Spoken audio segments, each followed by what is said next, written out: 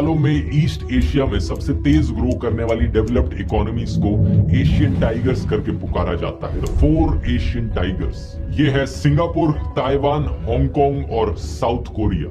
इनमें से south Korea बड़ा खास है क्योंकि ये देश ना सिर्फ एक इकोनॉमिकली डेवलप्ड देश है बल्कि आज के दिन एक कल्चरल सुपर पावर भी बन गया है। साउथ कोरियन गाना गैंगनम स्टाइल यूट्यूब पर पहला वीडियो जिसने 1 बिलियन व्यूज क्रॉस किए। स्क्विड गेम्स एक साउथ कोरियन टीवी शो जो दुनिया का one of the most watch TV show बना। यूट्यूब के सबसे फेमस यूट्यूबर मिस्टर बीस्ट का सबसे पॉपुलर वीडियो भी स्क्विड गेम पर है। इसके अलावा साउथ कोरियन बैंड्स जैसे कि बीटीएस और ब्लैक पिंक दुनिया भर में फेमस हो रहे हैं। के ड्रामास की पॉपुलैरिटी बढ़ रही है और साउथ कोरियन फिल्में जैसे कि ओल्ड बॉय और पैरासाइट दुनिया भर में अवार्ड्स जीत रही हैं। पैरासाइट तो इनफैक्ट इतिहास की पहली नॉन इंग्लिश फिल्म भी बनी बेस्ट फिल्म का ऑस्कर जीतने वाली। Parasite.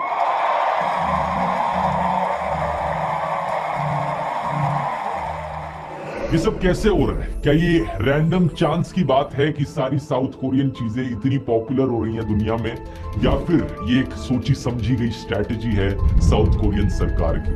आइए आज के वीडियो में समझते हैं कि आखिर साउथ कोरिया एक कल्चरल सुपर पावर कैसे बना।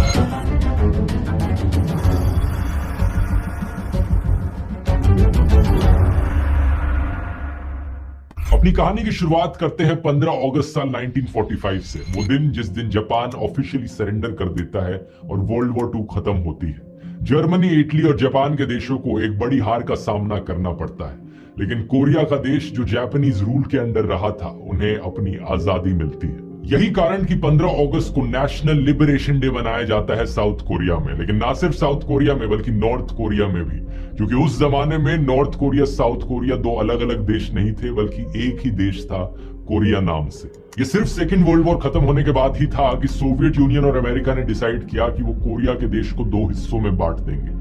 एक सदर्न कोरिया जो यूएस के कमांड के अंडर रहेगा और एक नॉर्दर्न कोरिया जो सोवियत कमांड में रहेगा। प्लान ये था कि इन दोनों कोरियाज को 5 साल के लिए ट्रस्टीशिप के अंडर रखा जाएगा, जहां पर कोरिया के प्रोग्रेस को मेजर किया जाएगा और ये डिसाइड किया जाएगा कि इनका फ्यूचर क्या हो।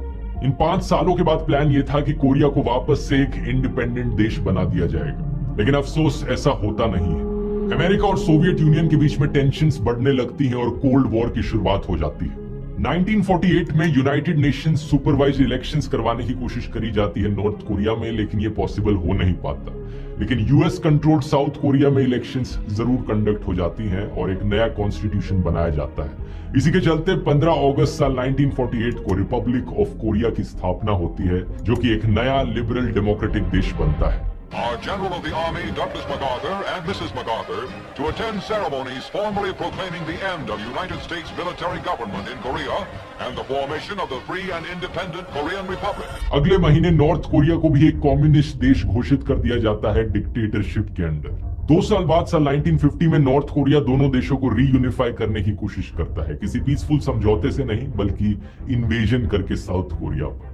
इसकी वजह से एक जंग छिड़ जाती है, एक ऐसी जंग जो अगले 3 साल तक चलती है। इसे कोरियन वॉर कहा जाता है। In Korea, United Nations troops push on and the cautious advance against the communists. और इसका नतीजा ये होता है कि साउथ कोरिया दुनिया के सबसे गरीब देशों में से एक बन जाता है। ये देश इतना गरीब था उस समय पर कि इसका जीडीपी पर कैपिटा आज के दिन के सोमालिया और हाइती से भी नीचे था। ये दोनों देश आज के दिन one of the most poorest countries है दुनिया की। इसी गरीबी की वजह से डेमोक्रेसी भी सफर करती है। साउथ कोरियन प्रेसिडेंट री सिंगमैन अथॉरिटेरियनिज्म का रास्ता अपना लेते हैं, कॉन्स्टिट्यूशन को अमेंड करते हैं, देश डिक्टेटरशिप की तरफ फिसलने लगता है। जब साल 1960 में इलेक्शंस बुलाई जाती हैं तो पता चलता है कि वो इलेक्शंस भी रिग्ड थी। देश भर में प्रोटेस्ट देखने को मिलते हैं। प्रोटेस्ट के चलते री देश छोड़कर भाग जाता है, दोबारा से इलेक्शंस बुलाई जाती हैं। इन इलेक्शंस में एक नए प्राइम मिनिस्टर बनते हैं साउथ कोरिया के, लेकिन कुछ ही टाइम बाद एक मिलिट्री कू देखने को मिल जाता है कोरिया में। जनरल पार्क चंग ही सरकार को ओवरथ्रो करके मिलिट्री डिक्टेटरशिप एस्टैब्लिश करते हैं। 1979 में इनको असैसिनेट जरूर कर दिया जाता है, लेकिन उसके बाद एक और मिलिट्री कू देखने को मिलता है जहां पे एक और नए जनरल सत्ता में आते हैं। ये सिर्फ 1987-88 में जाकर ही था कि साउथ कोरिया में डेमोक्रेसी का एक रिवाइवल देखने को मिला। सालों से चली आ रही डिक्टेटरशिप्स का असर साउथ कोरियन कल्चर पर भी देखने को मिला। सेंसरशिप, साल 1962 में पाक चंग ही एक मोशन पिक्चर लॉ लेकर आया। अगले 10 सालों में इस कानून को 4 बार रिवाइज किया गया और सख्त बनाया गया। इसके तहत जो भी फिल्म साउथ कोरिया में रिलीज करी जाती, उसकी स्क्रिप्ट को पहले अप्रूव कराना पड़ता साउथ कोरियन सरकार से। उसके बाद फिल्म बनने के बाद भी कई बार ये फिल्म को देखा जाता है, ये देखने के लिए कि जो अप्रूव्ड स्क्रिप्ट दी है सरकार ने, उससे ये फिल्म मैच कर रही है या नहीं कर रही। कौन सी फिल्में सरकार अलाउ करती? वायलेंट फिल्में अलाउड थी। बहुत सी मार्शल आर्ट फिल्में देखने को मिली इस समय साउथ कोरिया में।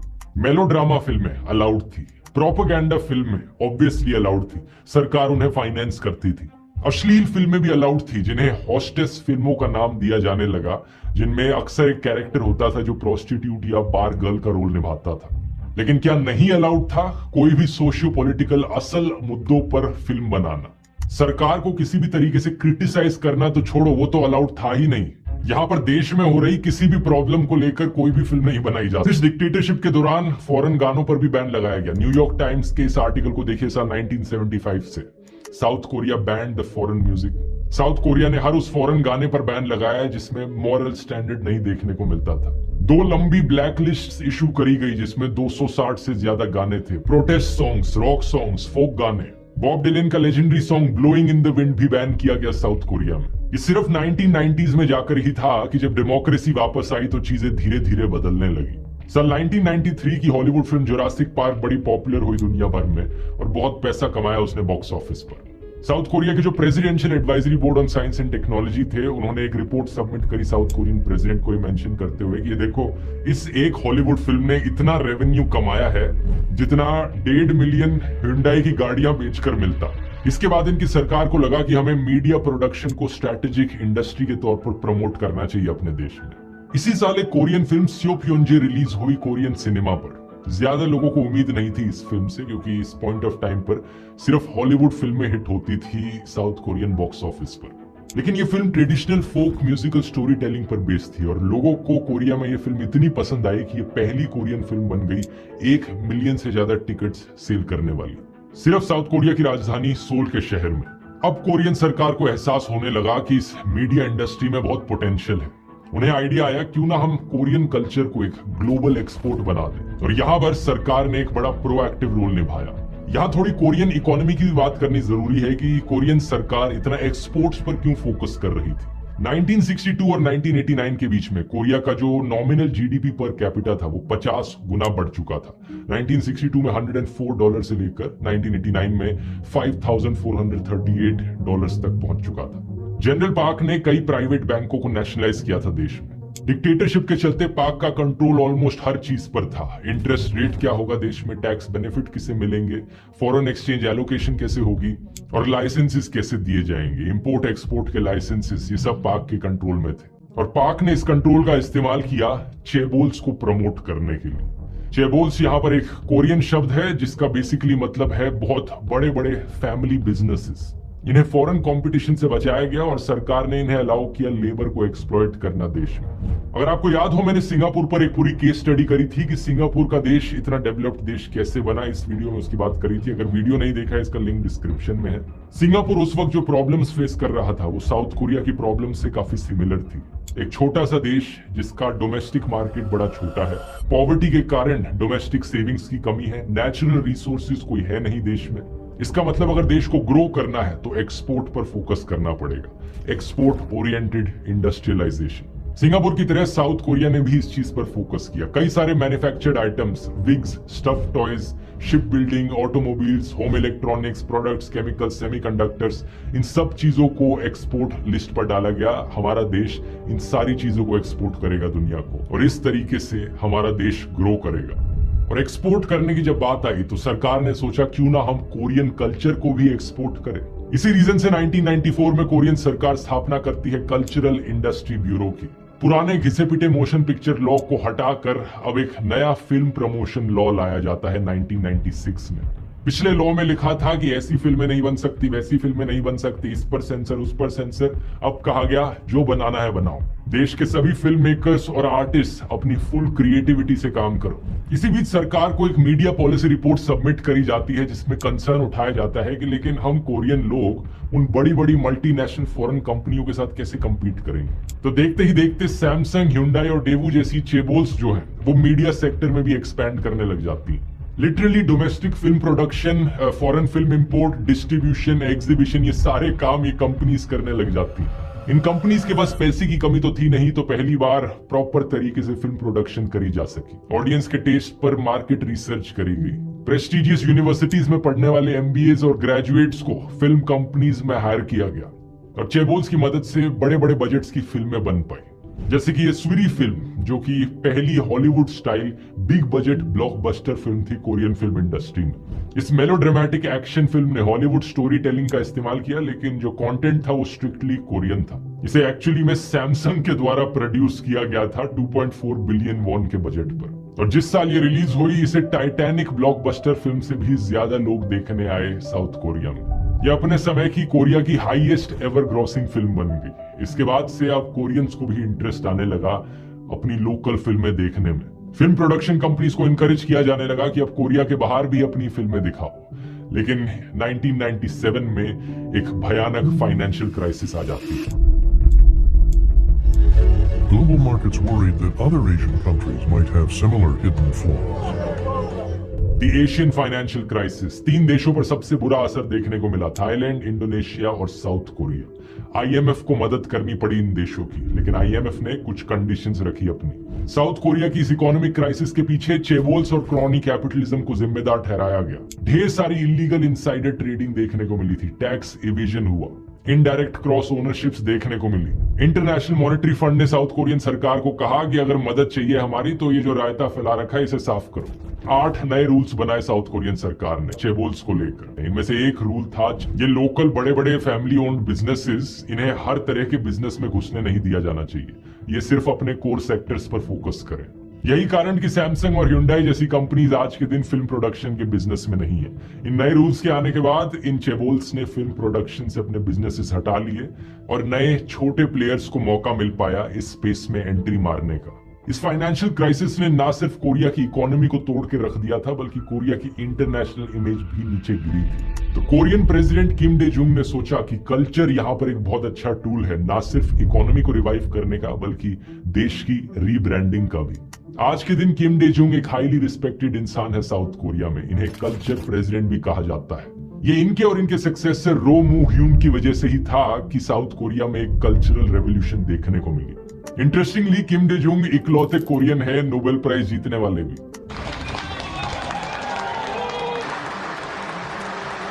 तो ऐसे क्या कदम उठाए इन्होंने बदलाव के लिए? पहला, पैसों की एलोकेशन। सन 1999 में किम ने basic loss for the cultural industry promotion project की स्थापना करी। $148.5 मिलियन इस प्रोजेक्ट के लिए रखे गए। मिनिस्ट्री ऑफ कल्चर के अंदर एक स्पेसिफिक डिपार्टमेंट बनाया गया कोरियन पॉप म्यूजिक के लिए। दूसरा, इंफ्रास्ट्रक्चर की डेवलपमेंट। $multi-million कॉन्सर्ट ऑडिटोरियम्स बनाए गए।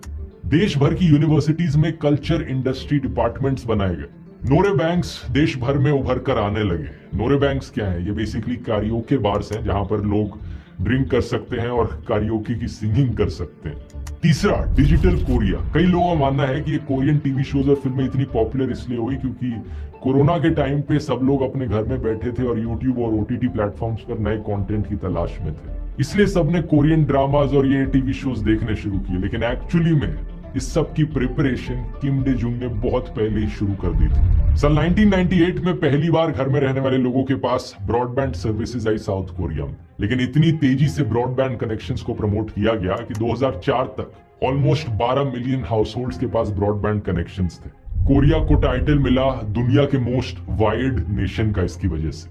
चौथा, रिमूवल ऑफ सेंसरशिप। किम ने सारे सेंसरशिप के लॉस को रिलैक्स कर दिया। इससे पहले जैसा मैंने बताया था कि अगर देश के सोशियो इकोनॉमिक इश्यूज पर कोई सीरियस फिल्म बनाता तो उसे एंटी नेशनल घोषित किया जा सकता था। उन्हें कहा जा सकता था कि वो तो दुश्मन नॉर्थ कोरियन देश को प्रमोट कर रहे हैं और नेशनल सिक्योरिटी एक्ट के तहत उन्हें अरेस्ट भी किया जा सकता था। लेकिन किम आर्टिस्टिक और क्रिएटिव फ्रीडम में विश्वास रखते थे। जो बोर्ड का रिव्यू होता था उसे पूरी तरीके से खत्म कर दिया गया और एक American style age rating method लाया गया। अब देश में आम आदमी की प्रॉब्लम्स को खुलकर फिल्मों में दिखाया जा सकता। यही कारण कि पैरासाइट जैसी फिल्में दुनिया भर में जबरदस्त तरीके से पॉपुलर हुई। पैरासाइट ने कैन्स फिल्म फेस्टिवल में बेस्ट फिल्म का अवार्ड जीता और यह पहली नॉन इंग्लिश फिल्म बनी ऑस्कर जीतने वाली बेस्ट फिल्म का।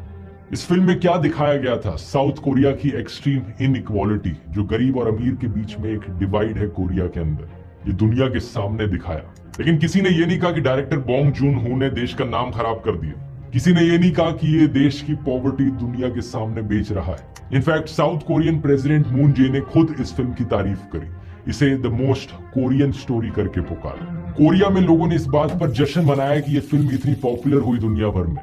और इसकी पॉपुलैरिटी के पीछे एक बड़ा कारण ये है कि फिल्म में जो असल इश्यूज की बात करी गई है उससे ना सिर्फ कोरियन ऑडियंस बल्कि बाकी दुनिया के लोग भी रिलेट कर पाते हैं। गरीबी, बेरोजगारी, क्राइम, जेंडर डिस्क्रिमिनेशन, ये एक ऐसे इश्यूज हैं जो कोरिया स्पेसिफिक नहीं है, दुनिया के बाकी देशों में भी देखने को मिलते हैं। और इमोशनल लेवल पर यह फिल्म सबके साथ रेजोनेट करी। 1990s के समय में वापस आए तो कोरिया में एक 386 जनरेशन थी। ये वो लोग थे जो 1960s में पैदा हुए थे कोरिया में, और 1980s की डेमोक्रेसी मूवमेंट के दौरान ये लोग बड़े पॉलिटिकली एक्टिव रहे थे। अर्ली 1990s तक आते आते ये लोग अपने 30s में थे और ये पहली जनरेशन थी जिसे अपने देश के बाहर जाने का मौका मिल पाया। सही सुना आपने, कोरियंस के लिए फॉरेन ट्रैवल इससे पहले बहुत ही ज्यादा लिमिटेड होता था। सिर्फ टूरिज्म के तौर पर फॉरेन ट्रिप्स करना सिटीजन्स के लिए बैंड होता था। इसके पीछे कारण यह था कि इनकी सरकार को चिंता थी कि फॉरेन करेंसी में डिप्लीशन देखने को मिल सकता है। लेकिन जब इकोनॉमी की हालत सुधरी, लिबरलाइजेशन आई तो इन बैन्स को हटाया गया और ये 386 जनरेशन वाले लोग बाकी देशों में जाने लगे। फॉरेन फिल्म स्कूल्स में इन्होंने पढ़ाई करी। इन्हें ट्रैवल करके जिंदगी और फिल्म मेकिंग में नए पर्सपेक्टिव्स देखने को मिले। इसी जनरेशन के कई लोग आगे चलकर फेमस फिल्म डायरेक्टर्स बने, लेफ्ट लीनिंग डायरेक्टर्स जिन्होंने सोशल इश्यूज पर बड़ी इंपॉर्टेंट फिल्म्स बनाई। बॉन्ग जून हो और किम की दूक इसके बड़े नोटेबल एग्जांपल्स हैं। बॉन्ग जून हो की एक फिल्म तो पैरासाइट हमने बताई ही, लेकिन इसके अलावा इनकी एक और फिल्म है ओकजा और स्नो पियर्सर। ये फिल्में भी कैपिटलिज्म के ऊपर क्रिटिकल कमेंट्रीज हैं।